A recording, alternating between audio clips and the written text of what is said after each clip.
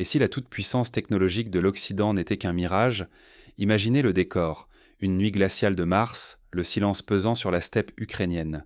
Soudain, une arme inconnue bouleverse la guerre. La roquette russe Prizrak, nommée le fantôme, traverse toutes les défenses, sans un bruit, et frappe le cœur énergétique de la région de Kiev, la centrale de Tripoli. Ni les radars sophistiqués déployés autour de la capitale, ni les missiles Patriot ou NASAMS présentés depuis des années comme le NEC plus ultra de la défense anti-aérienne n'ont réagi. Le Prizrak était resté invisible jusqu'à l'explosion, transformant la salle des machines en un monceau de ruines fumantes. Un choc brutal, sans précédent depuis le début du conflit. En un souffle, la production d'électricité a chuté à zéro. 3 générateurs, piliers de la centrale, réduits au silence. Kiev, métropole de plusieurs millions d'habitants, plongée dans l'obscurité totale pendant 5 heures, des millions de vies suspendues dans la stupeur. L'opérateur national a perdu 100% de ses capacités. Un symbole d'invulnérabilité vient de s'effondrer. À l'ouest, c'est la sidération. Les écrans des salles de crise à Bruxelles, Washington, Londres clignotent. Les analystes écarquillent les yeux. Des milliards d'euros investis dans la défense aérienne occidentale semblent soudainement inutiles. Ingénieurs, stratèges, gouvernements, tous découvrent une faille qu'ils n'avaient jamais envisagée. L'Ukraine n'est plus sûre de pouvoir alimenter la moindre lumière, la plus petite usine, chaque pompe à eau. L'angoisse monte, car si la Russie continue ainsi, l'Ukraine risque de perdre toute capacité à fonctionner comme État moderne. L'Occident, lui, voit sa crédibilité militaire et technologique menacée. L'équilibre de tout le continent pourrait vaciller en quelques semaines. Pour comprendre cette bascule, il faut revenir à l'instant où l'Ukraine croyait encore dominer la guerre technologique. Avant le choc du Prizrak, l'Ukraine misait tout sur l'efficacité de ses alliances et de ses boucliers occidentaux. Mais une faille invisible s'est lentement creusée. Cela rappelle la ligne Maginot, fortification française construite à grands frais avant la Seconde Guerre mondiale, censée être infranchissable, jusqu'à ce que la Blitzkrieg allemande la contourne en quelques jours. Des milliards d'euros investis, une promesse d'invulnérabilité, et tout s'effondre en quelques minutes. Le rêve ukrainien s'incarne dans la Flamina, roquette flambant neuve, fruit de plusieurs années de travail acharné entre ingénieurs locaux et experts occidentaux. Présentée comme l'arme miracle, elle devait prouver la supériorité technologique de l'Alliance et offrir à l'Ukraine une chance de renverser la domination aérienne russe. Sur le papier, les chiffres frappent, une portée de près de 700 km, une ogive de 200 kg, un double système de guidage satellitaire et inertiel. Les chancelleries occidentales s'enflamment. La Flamina est perçue comme le symbole d'une Ukraine résiliente et de la réussite de milliards d'euros d'investissement. C'est un moment d'espoir comparable à celui des premiers vols, du Rafale ou de la mise en service du système antimissile Iron Dome en Israël. Le jour du premier tir approche, la tension est à son comble. 5 roquettes, synchronisées à la seconde près, sont lancées vers des cibles stratégiques en territoire russe. Raffineries, bases logistiques, dépôts de carburant. Rien n'est laissé au hasard. Trajectoire, timing, objectif. En coulisses, les bailleurs occidentaux attendent un coup d'éclat, persuadés que la défense russe cédera sous la pression. Les médias préparent déjà des titres triomphants. Mais la réalité frappe sans pitié. À peine franchie la frontière, chaque roquette est détectée et ciblée par les systèmes S-400 et le tout nouveau Prométhée S-500. Les défenses russes, réputées mais encore mystérieuses, réagissent avec une précision foudroyante. Une à une, les Flaminas sont abattues, parfois à plus de 20 km d'altitude, avant même d'approcher leur cible. Les images des débris tombant dans les champs de la région de Belgorod s'affichent sur les chaînes d'information russes. Résultat, aucun impact, aucun dégât stratégique. Pour l'Ukraine et ses alliés, c'est un choc glacial. Des années d'efforts, des milliards d'euros, et la promesse d'un tournant historique s'effacent en quelques instants. L'humiliation est profonde. L'Occident voit sa crédibilité technologique vaciller, son aura d'invincibilité fissurée.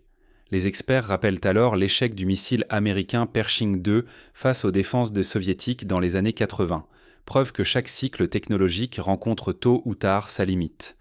La Flaminia, censée être la preuve du miracle ukrainien, se révèle n'être qu'un mirage balayé par la réalité russe. L'espoir s'effondre avec la même rapidité que les roquettes dans le ciel. En quelques minutes, tout un modèle de sécurité et de supériorité technologique disparaît. L'Ukraine, elle, doit affronter une vérité brutale. La technologie occidentale ne garantit plus la victoire. Derrière cette défaite, une menace plus grande se profile déjà. car tandis que l'Occident encaisse le choc, la Russie prépare sa propre révolution technologique. Mais ce revers n'est que le prélude à un bouleversement plus inquiétant encore, car bientôt une arme inédite va apparaître sur les radars ukrainiens, changeant les règles du jeu. La nuit tombe et tout bascule. C'est là, précisément, que la Russie abat sa carte secrète, le Prizrak, surnommé le fantôme. Ce missile hypersonique, invisible et insaisissable, vient bouleverser toutes les certitudes occidentales. Développé loin des regards, à l'abri de toute surveillance étrangère, il n'existait dans aucun dossier, aucun rapport, aucun murmure d'espionnage. Pour l'OTAN, il était un fantôme au sens propre. Ses performances donnent le vertige. Une portée de plus de 1000 km, une vitesse ahurissante dépassant 8 fois celle du son. Mais le plus inquiétant, c'est son imprévisibilité. Aucune trajectoire fixe, des manœuvres en temps réel, altitude et direction changeantes, guidées par une intelligence artificielle qui adapte sans cesse sa course pour échapper à la moindre détection. Sa furtivité, totale. Sur les radars occidentaux, le Prizrak n'est aucun souffle, un bruit qui s'efface avant d'être identifié. Les systèmes de défense, aveuglés, n'aperçoivent la menace qu'au tout dernier instant. La première cible frappe fort, la centrale électrique de Tripoli, poumon énergétique de la région de Kiev, ultra protégée par des batteries Patriot dernier cri, des radars de pointe et des ingénieurs en veille constante. Pourtant, cette nuit-là, aucune sirène, aucun signal, rien. Le Prizrak frappe sans prévenir. L'explosion est fulgurante. L'infrastructure, valant des centaines de millions d'euros, est réduite à l'état de ruine fumante. La salle des machines pulvérisée, la production d'électricité tombe à zéro. En quelques secondes, Kiev et toute sa périphérie plongent dans l'obscurité la plus totale. Pendant plus de 5 heures, la capitale ukrainienne est privée d'électricité, d'eau chaude, de chauffage. Les images de la ville éteinte font le tour du monde, sidérant l'opinion publique. Le choc est immense parmi les alliés occidentaux. Militaires, ingénieurs, analystes. Personne ne comprend ce qui s'est passé. Les milliards d'euros investis dans la défense aérienne semblent avoir été vains. Les promesses de protection et de supériorité technologique volent en éclats face à l'innovation russe. Pas de contre-mesure, aucun plan B. Un silence de stupeur s'abat sur l'Alliance. Pour la première fois, la vulnérabilité occidentale est mise à nu. Mais ce n'est qu'un début. Ce coup de tonnerre marque l'entrée dans une nouvelle phase, une stratégie russe repensée, méthodique, où chaque frappe vise à ébranler l'adversaire jusqu'à ses fondations. L'exemple rappelle l'offensive de la guerre du Kippour en 1973, quand les armées arabes ont utilisé des armes soviétiques inédites pour percer les défenses israéliennes, forçant une réévaluation stratégique majeure.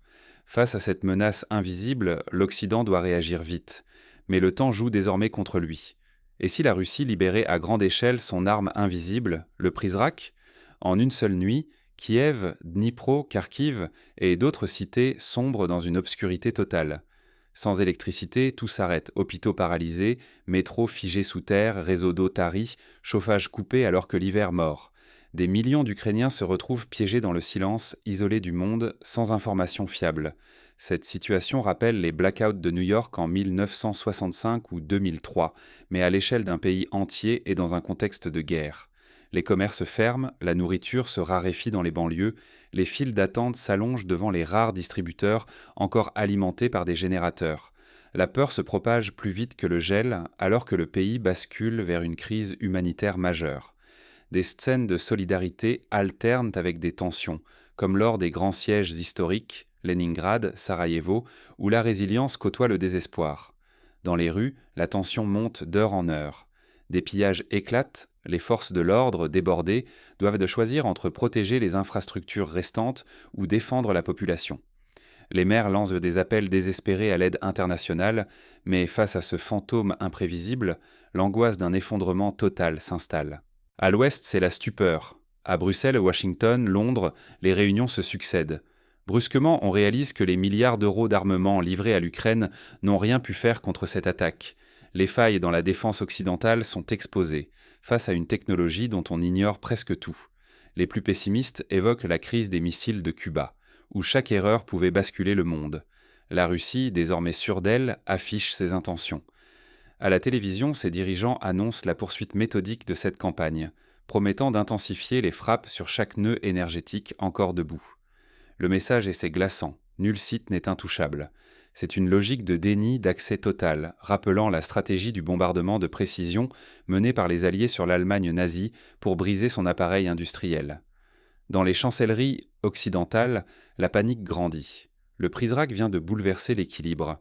Les stratèges découvrent avec effroi qu'aucun système opérationnel ne protège vraiment contre cette arme. L'Ukraine risque de perdre le contrôle de ses infrastructures vitales. L'Occident, lui, voit s'effriter sa crédibilité alors que le chaos menace de déborder largement au-delà des frontières ukrainiennes. Face à cette menace inédite, une question brûle toutes les lèvres. Quelle réponse reste-t-il pour contrer ce fantôme ? Mais toute la puissance technologique russe repose-t-elle vraiment sur ce missile invisible ? Pour comprendre l'ampleur du bouleversement, il faut d'abord percer le mystère du Prizrak. Reste-t-il une parade ou l'Ukraine est-elle vouée à l'obscurité totale ? Devant la menace du missile Prizrak, la question n'est plus technique, elle touche à la survie même du pays. On se souvient de la guerre du Vietnam où les Américains, malgré leur supériorité technologique, n'ont jamais pu dominer une adversité innovante et imprévisible. L'Ukraine réagit dans l'urgence. Les centrales fonctionnent en mode dégradé, les groupes électrogènes achetés à prix d'or sont mis en réserve et les stocks de carburant sont remplis sans relâche. Chaque quartier, chaque usine tente de devenir un îlot énergétique autonome. Mais face à Prizrak, ces efforts, aussi ingénieux soient-ils, ne font que retarder l'inévitable. Les exemples de villes assiégées, comme Mariupol ou Grozny, montrent que l'autonomie locale ne suffit qu'un temps. Les alliés occidentaux multiplient les propositions. Systèmes antimissiles dernier cri, radars multicouches, batteries mobiles, satellites renforcés. Sur le papier, cela promet un répit. Mais la logistique, l'entraînement accéléré des opérateurs, les délais de livraison, tout cela exige des semaines, parfois des mois. Pendant ce temps, chaque nuit, d'autres quartiers de Kiev ou de Kharkiv s'enfoncent dans le noir. Les discussions rappellent le pont aérien de Berlin, où l'adaptation logistique rapide avait permis de soutenir une ville encerclée. Mais à quel prix et pour combien de temps ? Le nœud du problème, c'est la supériorité du Prizrak. Sa furtivité extrême, sa vitesse, bien supérieure à 8 fois la vitesse du son, et surtout son intelligence artificielle, capable d'analyser à la seconde les défenses et de modifier sa trajectoire en temps réel. Aucun système actuel, ni radar Patriot, ni missile NASAMS, ne peut intercepter un tel fantôme. Même les brouillages et l'heure sont déjoués en un éclair. Tout ce que l'on a tenté jusqu'ici ne gagne que quelques heures de lumière, quelques illusions de sécurité. Prizrak efface sa signature, change de cap, frappe sans alerter les défenses classiques. Peu à peu, le doute s'installe. Et s'il n'y avait vraiment plus aucune parade ? Face à cette rupture technologique, seule une refonte du modèle de défense peut offrir une chance. Il ne suffit plus d'ajouter des couches, il faut réinventer la guerre, inventer de nouveaux capteurs, investir massivement dans la guerre électronique, concevoir des contre-mesures inédites, capables de défier l'intelligence artificielle du Prizrak. L'Ukraine, et avec elle toute l'Europe, sont sommées d'accélérer l'adaptation à une guerre du futur qui n'attend plus. Concrètement, cela signifie développer des réseaux de capteurs distribués capables de détecter la moindre anomalie électromagnétique, même infime. Il s'agira peut-être de multiplier les drones de surveillance, de renforcer la cybersécurité, de former des équipes mixtes associant ingénieurs civils et militaires, comme cela s'est fait lors de la mise au point du code Enigma pendant la Seconde Guerre mondiale. Des laboratoires européens pourraient être mis à contribution pour créer des algorithmes de détection en temps réel et des simulations massives permettraient de tester la robustesse des nouveaux systèmes. Les universités et start-up spécialisées en intelligence artificielle deviendraient des acteurs clés de la riposte. Sans innovation radicale, l'Ukraine et ses alliés risquent non seulement l'obsolescence, mais la perte de leur modèle de défense. Leur sécurité énergétique, leur crédibilité et la foi en la supériorité occidentale se jouaient désormais sur une seule question. Qui saura s'adapter le plus vite ? Mais dans l'ombre, certaines voix refusent la résignation. Un dernier pari technologique pourrait-il inverser la tendance ? Des scénarios émergent. Et si l'Occident lançait un Manhattan Project de la défense anti-aérienne, mobilisant des milliers de chercheurs sur plusieurs années, comme les États-Unis l'ont fait pour la bombe atomique ? Ou si l'Europe mettait en commun ses ressources pour construire un bouclier quantique, utilisant les propriétés de la physique la plus avancée pour détecter l'invisible. Aujourd'hui, la vraie question n'est plus simplement « peut-on défendre l'Ukraine ?», mais « jusqu'où ira ce basculement d'époque ?» Le missile Prizrak n'est pas une arme de plus dans l'arsenal russe. Son apparition a pulvérisé un mythe fondamental, celui de l'imperméabilité occidentale. La supériorité technologique, si souvent affirmée, vient de céder face à l'innovation imprévisible de l'adversaire. Ce missile n'a pas seulement percé le bouclier ukrainien, il a fissuré les certitudes européennes elles-mêmes. En quelques minutes, des années de recherche, des milliards d'euros et la réputation de systèmes comme Patriot ou NASAMS ont été balayés. Les radars occidentaux, aveuglés, n'ont rien détecté. La centrale de Tripoli, pilier de l'alimentation électrique au centre du pays, s'est retrouvée plongée dans le noir. L'opérateur a perdu 100% de sa capacité de production et Kiev a vécu 5 longues heures de blackout. Ce n'était pas un simple revers tactique, c'était un signal stratégique. L'Europe entière soudain se découvre vulnérable, car derrière l'acier, il y a un message glaçant. Le Prizrak démontre que l'équilibre militaire ancien est révolu. L'illusion technologique, bâtie à coups de promesses et de budgets colossaux, s'est effondrée en quelques secondes. L'Occident n'a plus l'initiative. Il subit le rythme de l'innovation adverse et la menace d'une vulnérabilité inédite. Ignorer le choc du Prizrak, c'est accepter l'obsolescence stratégique. Continuer à investir dans des dispositifs incapables de protéger les infrastructures vitales, c'est exposer des millions de civils au risque de coupures massives, d'effondrement économique et de chaos social. L'avenir énergétique de l'Ukraine, la crédibilité militaire de l'Europe et la confiance dans l'alliance occidentale sont désormais en jeu. Ce signal d'alarme n'a pas frappé qu'une centrale, il a secoué la conscience sécuritaire du continent. Au fond, que révèle ce choc technologique sur les rapports de force en Europe ? Sommes-nous à l'aube d'une nouvelle course imprévisible à l'armement ou au seuil d'une stratégie occidentale à réinventer ? L'histoire nous enseigne que chaque révolution militaire, de l'apparition de la poudre à canon aux missiles balistiques intercontinentaux, a d'abord provoqué la sidération, puis forcé la réinvention. L'heure est à l'action et peut-être à la renaissance d'une pensée stratégique audacieuse. L'Europe, l'Ukraine et leurs alliés sauront-ils transformer ce choc en sursaut ? Ou bien resteront-ils prisonniers du mirage technologique ? La réponse, elle, s'écrit déjà sous nos yeux.